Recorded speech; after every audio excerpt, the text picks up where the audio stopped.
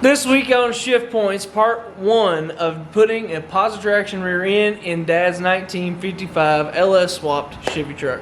Thank you guys so much for joining. Parking outside, and there was a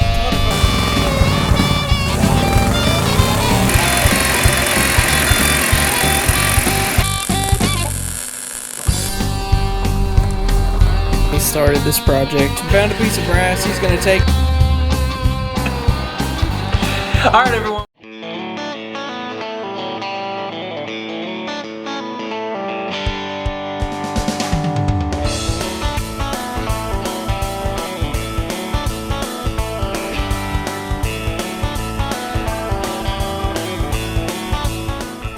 We're back at it today, kind of doing the last couple, a little handful of things we need to do to the truck.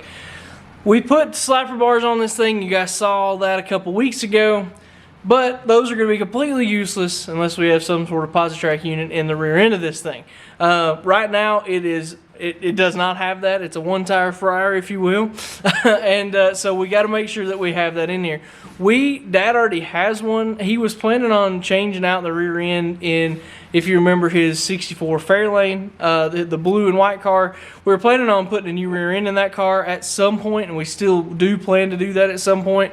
And in the preparation for that, he went ahead and got a Posi Track unit and had it here. It's a Yukon clutch type Posi Track unit.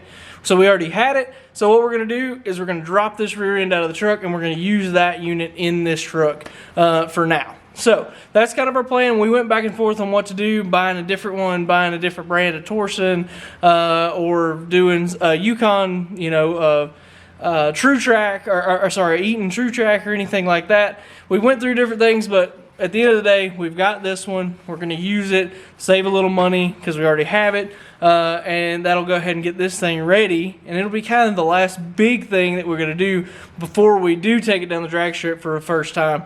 So that's what we're going to do this week, drop this rear end out of here and go ahead and start getting it set up and ready to go with the new unit.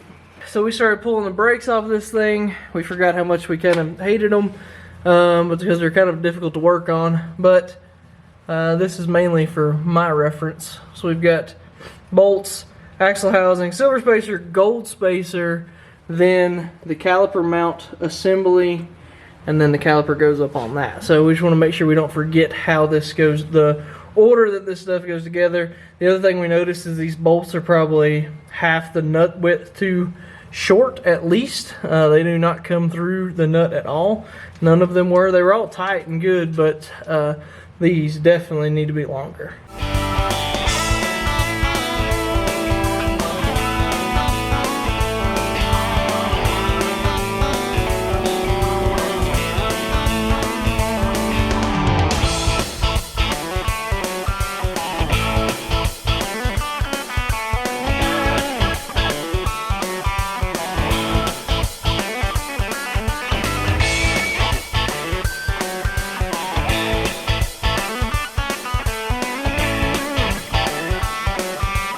Alright, you saw us getting this thing out. Dad has got it up in the vise, and he's getting ready to take it apart.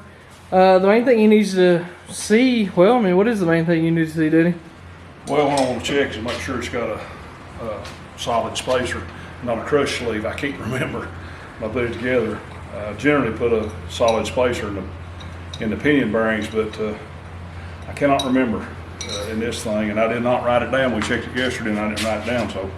You guys will remember this thing, it was kind of a lot of stop and go on this truck. So there would be some done, there would be a little bit of waiting, some done. And then at the point when Dad got it, it sat for 4 years. 4 years. Sat here just for 4 years before we ever did anything with it. We got this thing together. Right, and all that was put together. So that's part of this. Most of the stuff we have found wrong with this thing are things that were partially done or 3/4 done or 90% done, that we didn't go back and put a wrench on or whatever whenever we finished building this truck to take it on Power Tour last year.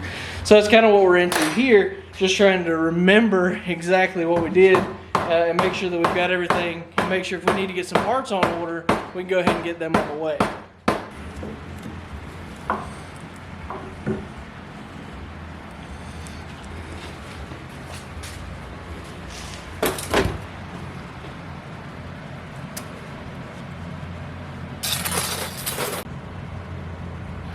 believe it's a solid splicer, Think so?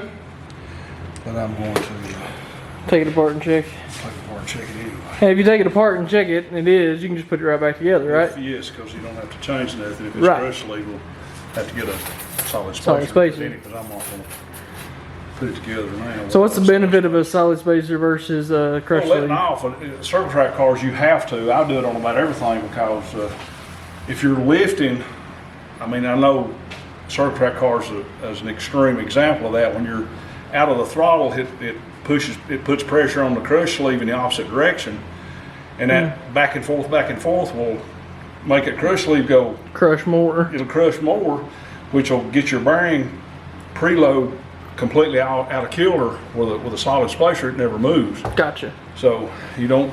I've just about completely went away from the crush sleeve. So Gotcha. And we have talked about, we've compared, especially with the 55 here. You guys remember I did a short, and I'll link it in here. I'll tag it in here on the video, talking about the differences between like a Dana 60 versus a 9-inch Ford. Which this is a 9-inch Ford. This parts for a 9-inch Ford are super readily available. Pretty much every rear end manufacturer makes something for 9-inch Fords, and that was one of the reasons why Dad went with this in this truck. This is whenever they decided to go this way when it's a customer truck. That was why he wanted to be able to, if this went out into the wild, right, the parts would be readily available for it, and it would be relatively easy to work on if you ever had to. So, and this right here is one of the advantages of a 9-inch Ford. Right here, you can do the entire setup, and you can actually see the setup compound is still on the ring gear here. That's how few miles that we've really put on this truck so far, honestly. But the setup work, everything can be done right here in the vise. That is probably the biggest advantage of a 9-inch Ford, right? It is the advantage, right? to me, that's right. my opinion. So you can do it right here. You can do all the setup work right here on the vise, get everything exactly how it needs to be, and then go put it in the center section. You saw us take it out. You do it exactly the same way. Set it up in there, bolt everything down, and you're done. Where a Dana 60, we would have to do the setup, go put it in, then you see if it worked, and then bring it back out. You have to do everything kind of under the car, basically. Unless you got the full axle housing out. right, unless you have the whole axle housing out. But if you do it any other way, that's how you'd have to do it. You have to go put it in, take it back out, back and forth, be under the car to do it. And that is the biggest main advantage for a 9-inch Ford. And just wanted to touch about that if you guys didn't know much about it. I argue with you on that. A lot of people think a 9-inch Ford is the absolute best, greatest thing ever, and they are good stuff. But yeah, oh yeah, yeah. No, that's fair. That just a little information for you. What are you doing? It's like 2 inch pounds. 2 inch pounds. What does that mean? Means it takes 2 inch pounds of torque to rotate this. With that, I didn't loosen anything. That's just where I was wanting to put it back exactly where it was, in case it don't. And that measurement is foot pounds or inch pounds of torque. I know unit. What are you measuring? How much load is on the two opposing bearings in Gotcha. this? So it's preload, bearing preload. Bearing preload, yes.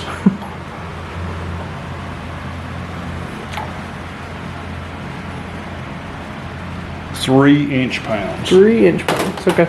I think it calls for 6 inch pounds on used bearings. I think we're good. All right, success here. That is a solid spacer there. So all we got to do is put this thing back together. So what else do we need now at this point? If I reuse those carrier bearings, we can just put those carrier bearings back on the new Posi Traction unit, and it should go right back together. All right, cool. Okay, we're back working on this thing today. We're gonna finish taking the ring gear and everything apart here in a minute. But one thing that we got to work on, I told you guys when we were taking this apart, these T-bolts that go in the end of the axle housing, they're about 1/4 inch too short. They were not fully engaged in the nut, and I don't like that a bit. Dad doesn't like it a bit either. And so we called everywhere around here to try and find these, and it's just impossible to find things like this anymore at a parts store or anywhere. It doesn't matter really where you call. So we called a bunch of different places, couldn't find any. We're just gonna have to order some. That was gonna take at least 2 or 3, 4 days, and honestly we kind of need to get this thing back together at this point. with it apart. It's kind of just got the whole shop in a mess right now. So anyway, we're gonna take, Dad went up to the Napa store, found some bolts right here that are long enough, and what we're gonna do, they just have a hex head on them. He's gonna put them into the lathe, turn them down, and then I guess machine a flat on them, and then machine a flat on them to clear the axle housing, because you can see here on this T-bolt, this is basically, that flange is exactly the same thickness here, this flange here, same thickness as the diameter of the bolt, and that's what these have to be. If you do that, these things will hold themselves in place. So I'm gonna take these, turn them down, and then machine a flat on them, and they will work just fine and be long enough.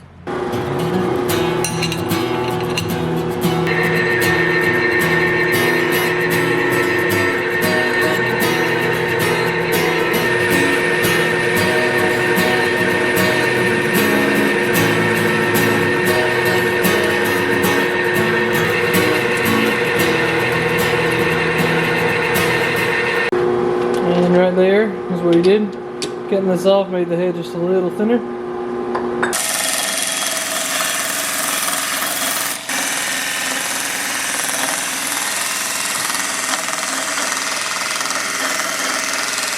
Alright guys, we've got all this stuff taken apart here. We cleaned up a little bit because we were kind of running out of space on the bench to even do any sort of work with it. Got that picked up. We have our Posi Traction unit right here. It's going to be a Yukon gear and axle piece, and you can see right there is the part number, and it says 31 spline HD race wheel chatter. So when I saw that, I thought maybe it was a good idea for Dad to talk you guys through what is the difference between the unit we pulled out and the Posi Traction unit right here that we're going to put back in. So Dad, tell me the difference. Well, this is just a single track, just an open differential is what they refer to as an open differential. It had no clutches. It's just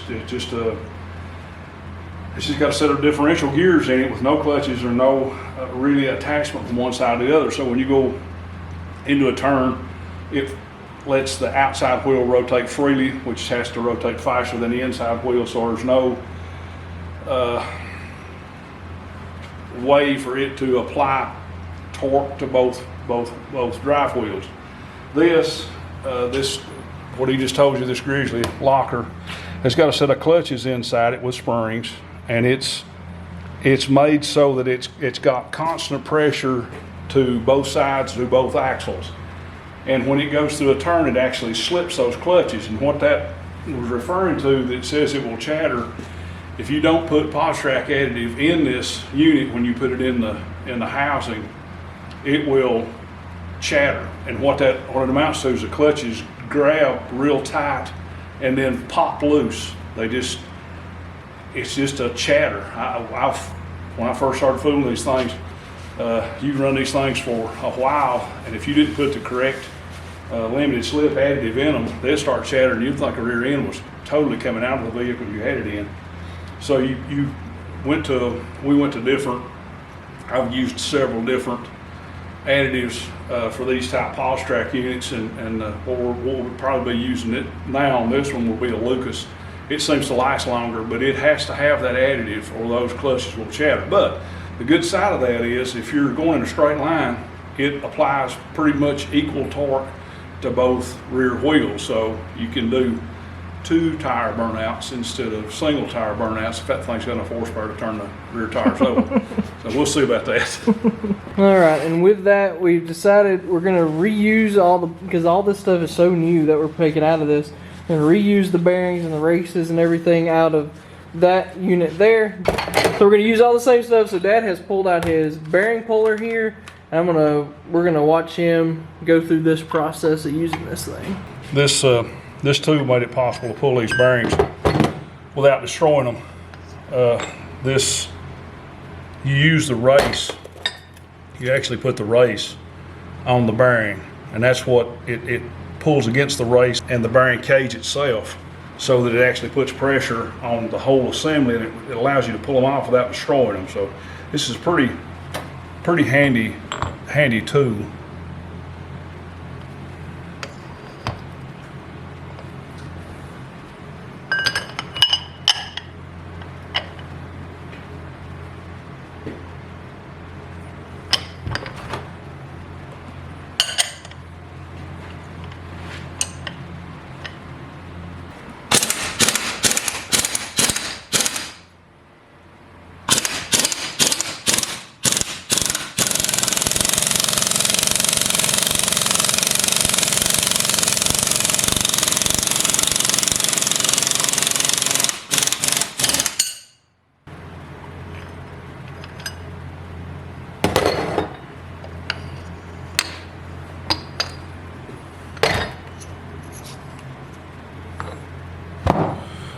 Bearing's in good shape.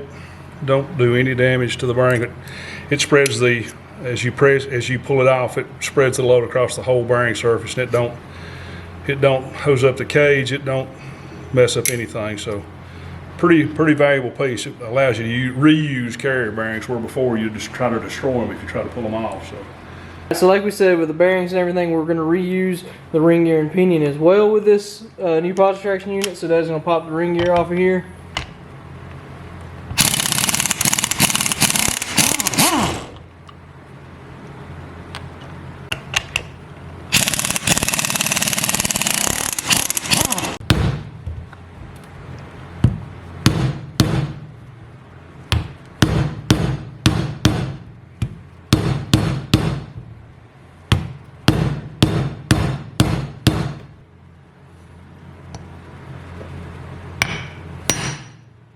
There it goes.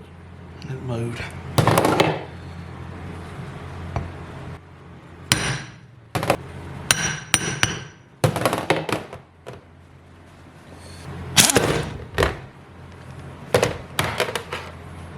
Well, we run into an issue. These are the bolts. That guy right there is the bolts out of this unit and out of that ring gear. And if you take one of those and drop it in here, you can see it fits, but there's no way to get a socket on it. So now we'll be on the search for some new bolts. That might put a delay in when this video goes out. Well guys, we run into a few little roadblocks here on some stuff that we had to get ordered, and because of that, that's kind of where we're going to cut this week.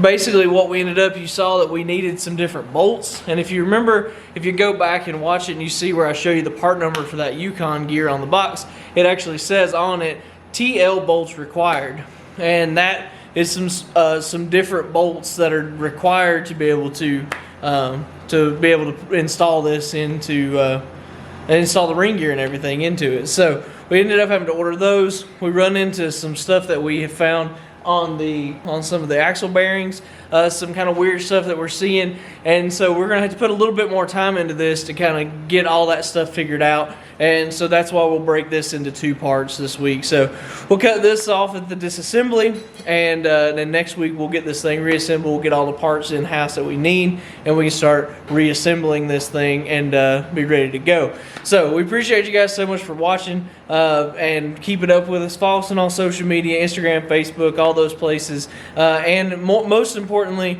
it's free to do. If you hit subscribe, you're helping us out a ton. You're getting us in front of more people, which allows us to keep making these videos and doing this stuff. And because of that, anybody that's done it, we really appreciate it, and we hope that you're enjoying these videos and following along with us. So with that being said, we'll see you next week.